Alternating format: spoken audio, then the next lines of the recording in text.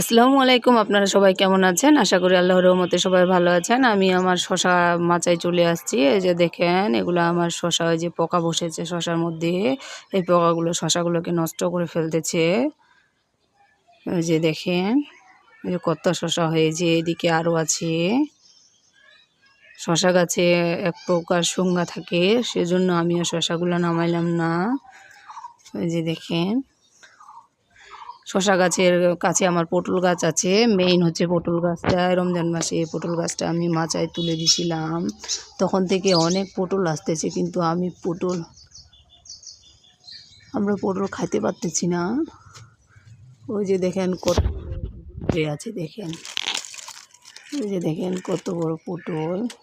ওই যে দেখেন এখানে একটা, যে এখানে একটা, ওই যে এখানে একটা দেখেন, ওই যে দেখেন, ওই যে এখানে একটা দেখেন।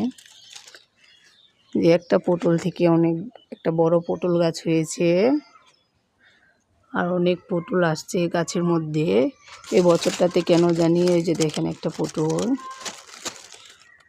পটলের পাতা আছে, সেই জন্য বোঝা যাচ্ছে না, সেজন্য আপনাদেরকে আমি ধরে ধরে দেখাচ্ছি। ওই যে দেখেন, মাশাআল্লাহ, মনে করেন যে আল্লাহর রহমত ছাড়া আর কিছুই নয়। অনেক পটল এসেছে, আল্লাহর কাছে সন্তুষ্টি জ্ঞাপন করতে হবে। ওই যে দেখেন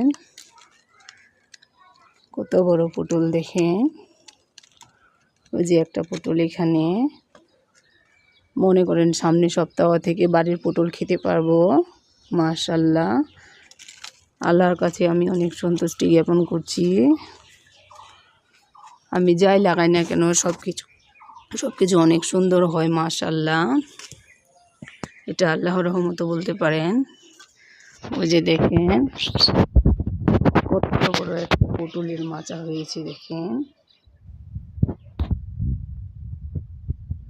পাশে আমি একটা শশা গাছ দিয়েছি।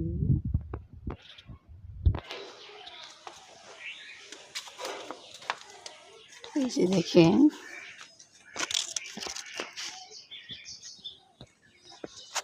পটল ধরে দেখানো যায় না, কারণ পটল গাছেও শশা থাকে, শুঙ্গা থাকে, ছোট্ট ছোট্ট এক প্রকারের শুঙ্গা থাকে, সেজন্য পটলগুলো ধরে ধরে দেখানো যায় না। শুঙ্গাগুলো হাতের মধ্যে লাগতেছে। ওই যে দেখেন একটা শশা আমি এখন তুলে ফেলবো। এই যে দেখেন। তো আমার বাসায় শশা খাওয়ার দাওয়াত থাকলো। আসসালামু আলাইকুম, সবাই ভালো থাকবেন। আজকে এ পর্যন্তই।